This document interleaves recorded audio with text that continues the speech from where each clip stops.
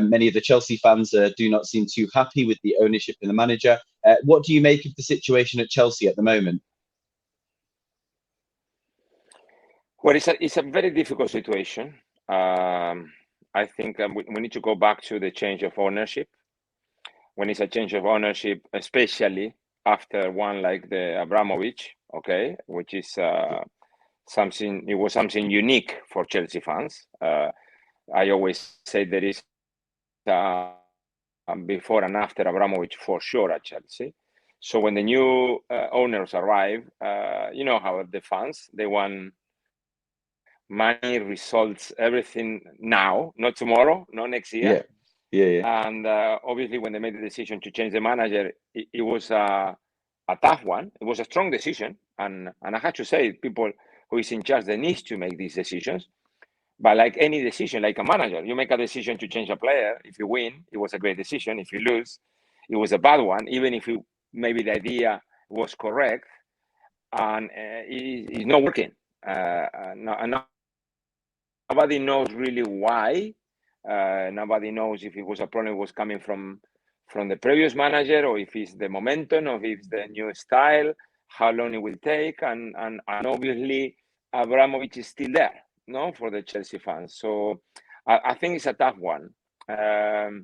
Obviously, as a coach, I would say Graham Potter needs time. Needs everybody fit, which is a problem as well. We don't know yet which is his best team, because he was not able to repeat this formation for long. And when you play tough teams in England, you can lose games. The problem is sometimes is, I suppose, the image. You know, if you go to the game against Man City, it was tough. You wouldn't expect Chelsea can lose, or any team can lose against anyone, no doubt about it. But not having a shot in the first half for a Chelsea team with the money that has been spent in the last few years, it's tough for the Chelsea fans. And I think you need to understand both sides. I would like Graham Potter to stay. I would like Graham Potter to give him time, but I know the pressure of that position. You don't have to go too far. You know how many times Chelsea manager won the Premier League, and the following season didn't win, out. And we got many, Conte, so many. Ancelotti, even Mourinho twice, which shows that you need to be playing for something. And Chelsea is no 5th or 6th or 7th, it's 10th. And that you have to go back to the 90s. I know. Chelsea in the 10th position. So it's a tough one. Do you think that Chelsea have any chance of finishing in the top 4 this season? Do you think that they could still qualify for the Champions League, or do you think they're too far behind? You said they're in 10th place. They're playing Fulham on Thursday, away to Fulham, which looks like quite a difficult game for them, considering their injuries and the situation there as well. Do you think they can finish top 4, Gus? Based on the form they are showing now, and also based on the top 4 or top 5. And remember, for you to get there, you need to win, but they need to lose as well. I seem very, very difficult, very unlikely. I'm trying to be positive, and I would like Chelsea to finish there, but no. In today's form, and looking at the other teams, because in the beginning of the season, I was maybe thinking, no, Man United won't have too many chances, or there's other teams that look better, and somehow they get in there. But you need to keep winning, and that's the problem as well. When you're in football, you think, okay, we can win every game, and if you think you are Chelsea, you can win every game. It's fair enough, but Man City thinks that they're gonna win every game, and Manchester United and Arsenal and everybody think they can win every game. So no, right now I cannot see Chelsea finishing the top 4. No. Do you think that the Chelsea they'll get a reaction? Great, that the team will produce a better performance away to Fulham on Thursday. Do you think that we'll see a better Chelsea performance in that game? Well, they must. I think it's difficult because we are not inside. I always say this. When you are a coach, you are inside every day. There is an issue. There is a problem. There is situations. There is. And we don't know what is going on at the club at the moment. I'm sure that Graham, as a great coach that he is, and he showed it for many years at Brighton, is looking to find that started 11 or 10 maybe players that they can play week in, week out, and get a little bit of consistency. It's been very difficult. Even with the changes the other day, it didn't look great.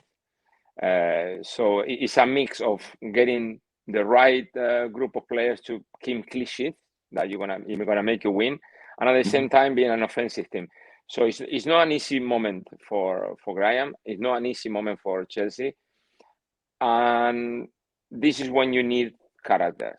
This is why you need leaders. This is when you need people to stand up and show.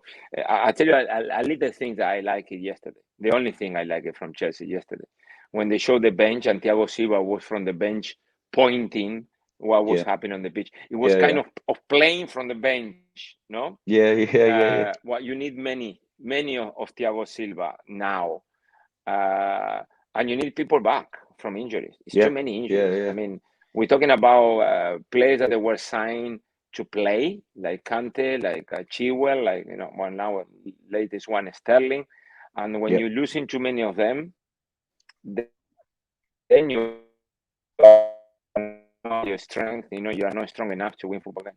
Yeah, sure. I mean, they could probably do with a Gus Poyet there, really, couldn't they, to rally the troops? But let's talk about one of your other football clubs, Gus, and Tottenham Hotspur, who they've had a bit of a mixed season themselves, really, under Antonio Conte. They started the season quite strongly. They had a little bit of a dip, and they returned to form with a 4-0 win at Crystal Palace. What do you make of Antonio Conte since he arrived at Tottenham? I think he's been a great asset, Antonio. I think we still don't know sometimes what is the aim of Tottenham. Because if you ask the fans, they will say win a trophy, any trophy. But then if you ask the manager, I think Antonio Conte is looking to win everything. Now, at the moment, that's not possible. I know we all want to win everything, but at the moment, it's no chance. So the process, and I would like that to be a long process, is to keep getting a little bit better. Like you say, okay, we finish in the top 4. Can we finish in the top 2? Can we see in the next 2 years to a title contender? During that time, can we win a domestic cup? Can we and know everything now, because it's tough. That's when you need, and I mean millions and millions, and even with millions, sometimes it's not possible. So the idea here is, how long can you keep Antonio Conte getting better, but not so quick, if you know what I mean. No, not now. And that's something that they need to manage between the club and Antonio, in terms of saying, okay, I want to win now. The club say, yeah, but that's not possible. Let's get together to a point where we start maybe getting closer. Because let's be fair, it's one team winning the Premier League. One. So everybody else is a failure. No, it's not a failure. It's being realistic and knowing what you're playing for. I think Tottenham are better. We can talk about systems. We can talk about way of playing with many things. At the end of the day, the coach is there to get the best of the players to win football games. And if they keep winning and they keep getting closer, I think it's good enough. I know that people want the best way, offensive teams, unbelievable intensity, many goals, attractive football, blah blah blah. That's not happening, And the idea here is to let and have that connection between Antonio Conte and the club to keep getting better, slowly. Yep. Tottenham have got Arsenal in the North London derby on Sunday, while Tottenham supporters have to accept that Arsenal are doing better than them this season. They will find it difficult to accept a home defeat against their arch rivals on Sunday at the Tottenham Hotspur Stadium. How do you think the North London derby will go this weekend? I think the game is is big for Tottenham, but it's massive for Arsenal. I think everybody, I don't know why, it's like waiting for Arsenal to fail. I don't know why. It's the feeling I got. Nobody counts on Arsenal. Me, in the beginning, I didn't know, but after 12, 13, 14 games, I said, well, let's respect Arsenal now. They got a great chance now. I know we are not even middle of the season, but they've been there consistently winning and keeping everybody behind. Now, this is a big test for Arsenal. If you want to win the league, you need to go to Tottenham and win. And in the other half, for Tottenham, it's a great moment. If you really stop Arsenal now, like bringing down a little bit and let the Man City or the ones that coming behind to get closer.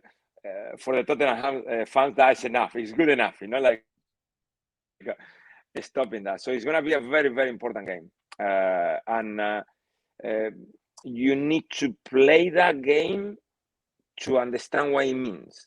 When I was away, I thought, okay, it's a derby. You think it's a derby, like anyone in the world. And then you play, especially the first one I played. It was when Sol Campbell came back to White Hart Lane for the first time. Wow. Oh my God, what a derby that was. Yeah. Yes. That was probably one of the most difficult ones. And then you realize what it means, and that's why it's going to happen. It's going to be tension. It's going to be desire. And it's going to be everything. Let's hope that is a football game. And after, we don't talk about VAR. Yes, we of don't course. talk about any issues apart from football, because it's becoming a problem now. 5 years ago, we were always talking about the decisions of the referee. They put VAR, apparently, to stop that. And now we talk about VAR every weekend. So let's hope it's a normal game, and obviously that for sure. Well, if I had to push you for a prediction for the game, Gus, what is your? I know what your heart is saying, but what is your head saying for the North London derby? I think it's going to be clear that Arsenal is going to try to manage the ball. See Tottenham going too far. Maybe they change a little bit because they've been very passive in the first half, dropping and not pressing enough. Being a derby, maybe they are a little bit more higher on the pitch. But there is going to be moments in the game that Tottenham is going to be very organized. And Arsenal is going to try to keep. And it's going to be that, don't lose the ball because, but key moments, key players. That one you need, like I talked before about Chelsea, the leaders, you need you have a chance, you must score. You cannot, miss too many chances in these games.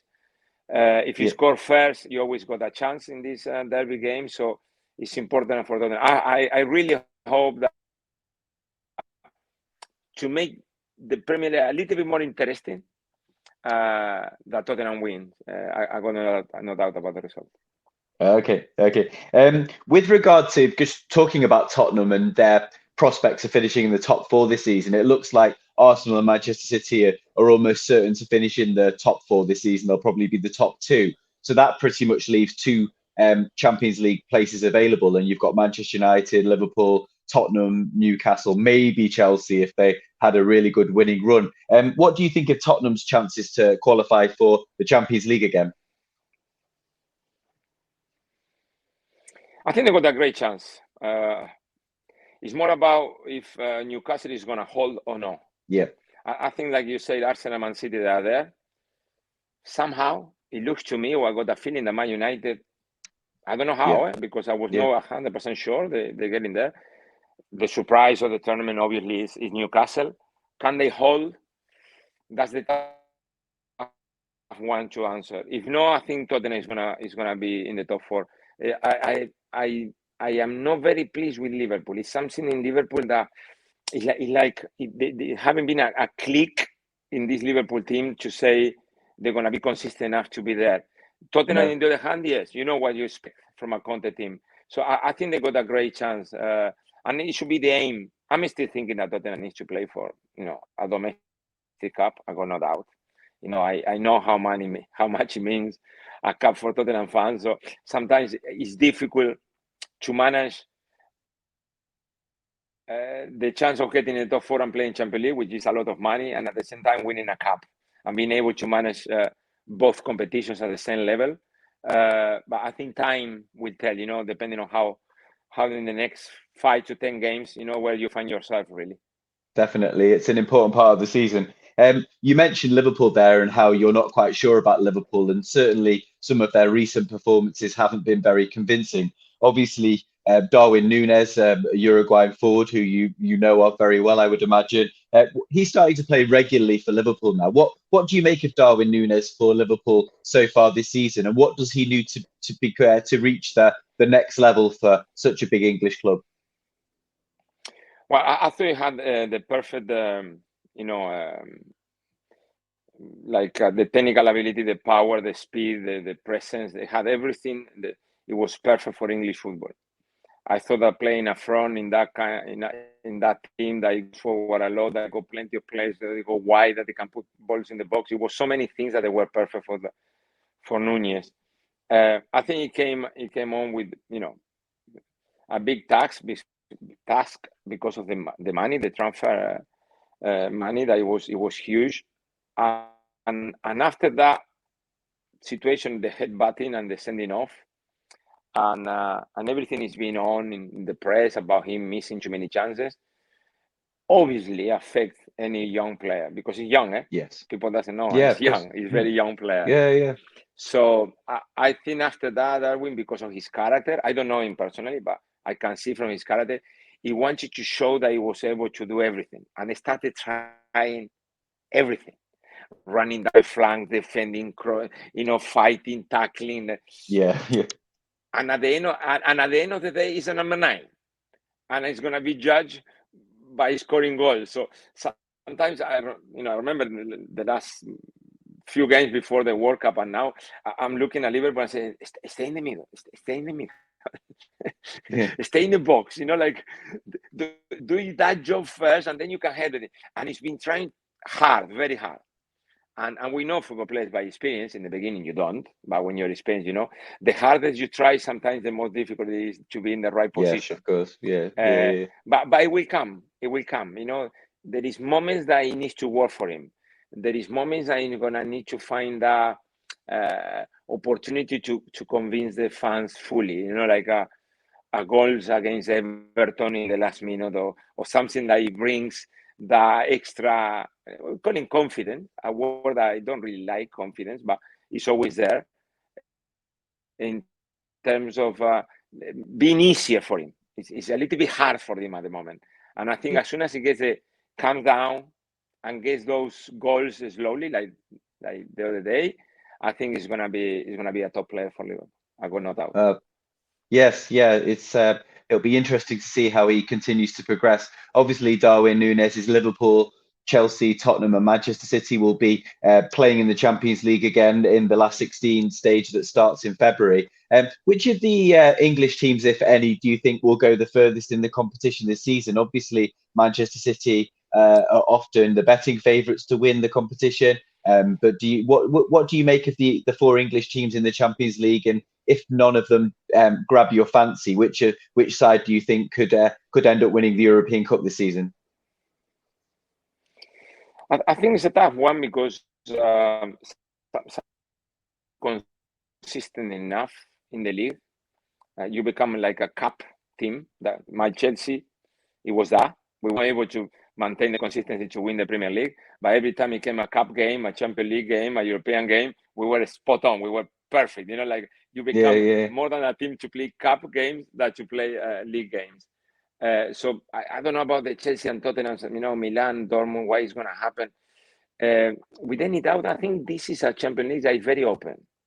Yes. Yeah. I think if you ask people in England, they will say, maybe. If you ask someone in Spain, they will say, maybe. And nobody knows, like a few years ago, Real Madrid, Bayern Munich, the Barcelona of Guardiola. Is no one really candidate there. So the team that goes to this competition is strong enough at the right moment, they can win. And I think for the teams like Man City, that they're looking for that for many, many years, or Paris Saint-Germain and his moment, or teams that they haven't had the chance to win it, this is a great opportunity. Of course, they're going to be there, the strong teams, but there is no one clear favorite. And I think that brings a great opportunity for any English teams. Like it happened with Tottenham that Yes. somehow they go to the final. So you need to take it step by step. But I cannot see a favorite.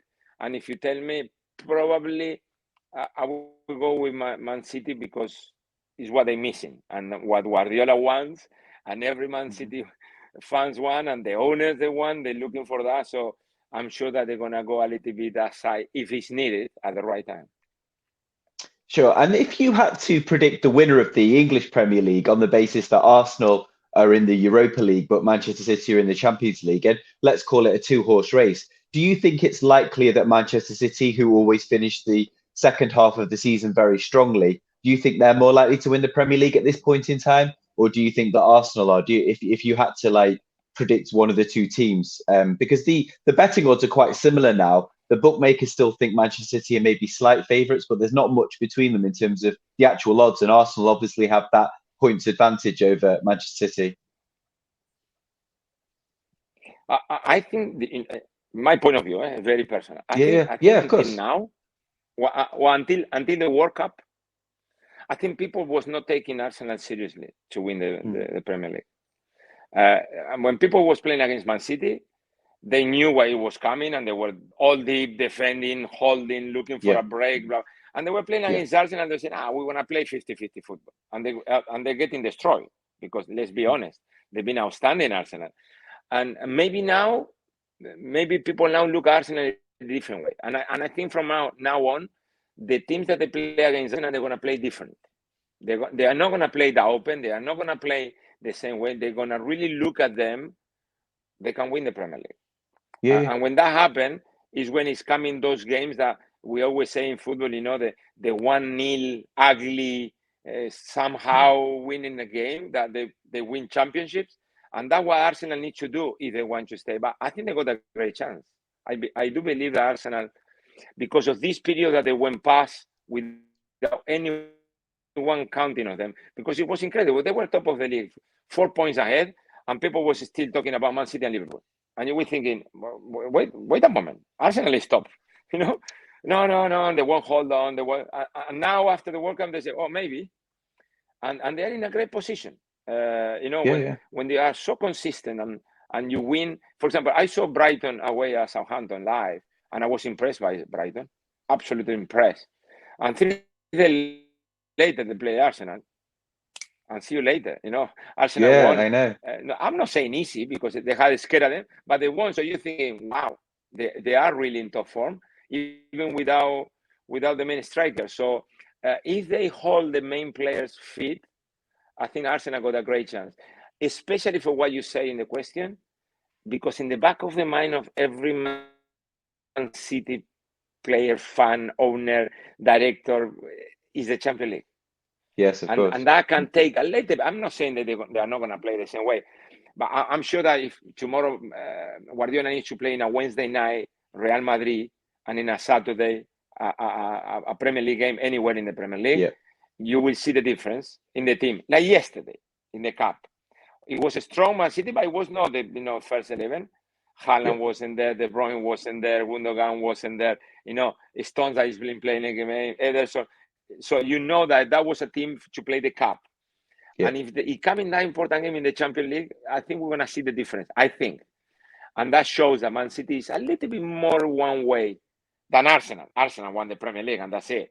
Probably, if they, in the Cup, as soon as they get through, if they still top in the Premier League, I'm sure Arteta is going to go Premier League. So they got a chance. Let's wait and see now when, like I said, I think the teams they're going to play different against Arsenal now. Just quickly looking at the bottom of the table as well, there's Julian Lopetegui is obviously taken charge of Wolves. Unai Emery's gone to Aston Villa, and they've improved as well. And Southampton have made a change at the bottom as well. Which 3 clubs do you think are most in danger of being relegated at the time of recording? I know that it's still very wide open at the moment, and Bournemouth and Nottingham Forest are down there as well. But which 3 teams do you think are really going to struggle in the second half of the season? Look, I'm going to try to be as honest as I can. I think Southampton got it very difficult. I think Southampton's in big trouble. I know you can win 2 games at any time and get out, but the rest as well.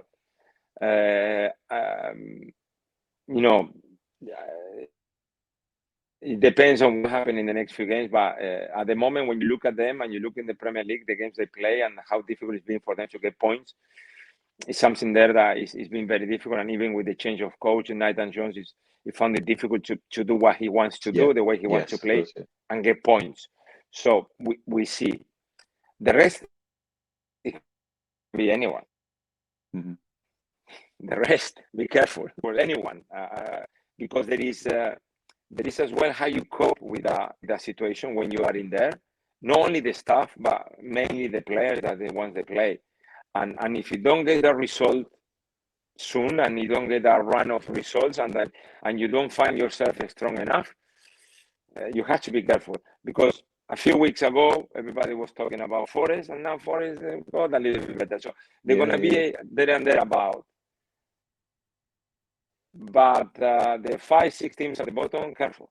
I think I'm not saying up to Leeds, but maybe they need to be very careful, because you get the wrong run of games or the wrong run of injuries, and you found yourself down in there, and you can go very easy in the Premier League 4 games or 5 games without winning, and when you don't win and you don't have the points, you are in danger.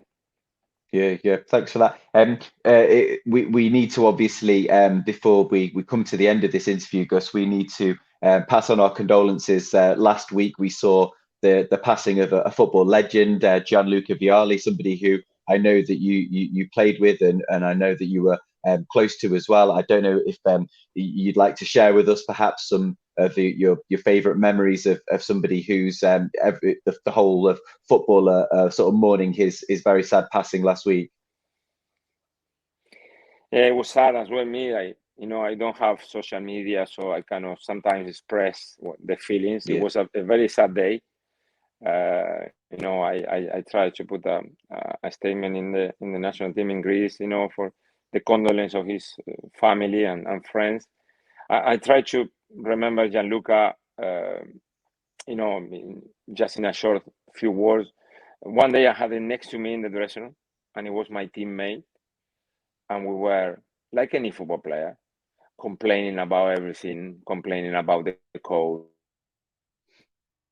complaining about. And the day after, it was my coach, and your relationship changed dramatically. It's tremendous. And I remember saying to Luca a few times, but Luca, last time we were talking about this. No, now I see it from a different time, a different way, sort of a different point of view. And it was interesting, because that changed my mind in football. It made me think about football more when Gianluca went from teammate to coach. But it was a very honest man, very professional, winner. He was doing everything possible to win. I remember the Monday mornings after I lost on Sunday. He was coming, you can see in his eyes, didn't sleep 1 minute during the night, thinking about why we lost the game. He was committed. He was always looking for solutions. He was a football man, top man. He was really a top man, and he's gonna be missed. Sometimes, we are human beings, and we don't realize how quick life can change in 1 second. And it was a very sad day. I woke up in Uruguay, and he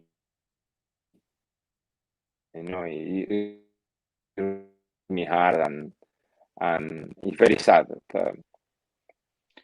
What as a coach, what style of coach? Yeah, sorry, Gus. With regards to Gianluca Vialli as a coach, what type of coach was he? What was his philosophy as a coach? Well, it was very offensive. It was very into the training. The system of training at Chelsea changed dramatically when Gianluca, not when he took over, it's not in the beginning of the following season. For people to know, he brought from Italy Antonio Pintus, which is the fitness coach of Real Madrid right now. He was at Real Madrid with Zidane. He was previously with Didier Deschamps in Juventus in Monaco. And Antonio Pintus changed the fitness training sessions at Chelsea completely. We went to another level. I have to say it was tremendous. It was not nice, Yeah. I have to say, because pre-seasons they were really tough. But it convinced us that he needed to bring what Gianluca had before England in Italy. I remember Gianluca Vialli from Sampdoria, very skinny, athletic striker, and then going to Juventus and becoming this kind of power, strong animal, being very difficult for the defenders to hold. And he really tried hard to bring that mentality into Chelsea, and we embrace it in an incredible manner, not only because of seeing himself, which is key. You look at your coach and his fitness, but also because of the personality of Antonio Pintus coming with us, and it was a massive change. It was a winner. I mean, everything was not winning. It was a problem with for Gianluca. I think in his blood it was winning trophies, winning for the fans, giving everything. That was main, and that was non-negotiable. Yeah. And I think the team showed that. The team showed that. We respected that because we have many characters on the team, and that was important for us. Mm-hmm. Gus, I think that's our time now as well. But it just leaves us to say thank you very much for all of your valuable insights as well. It's a very touching tribute to Gianluca Vialli, and also thanks for all your thoughts on Chelsea, Tottenham, and all things football as well. That's been enormously helpful. So thanks again for having us on, and all the best with you in the future with the Greek national team. I hope that you're able to make them a great team, and we'll look out for all of their results from this point onwards. Thank you very much. Pleasure being with you, boys. Thank you.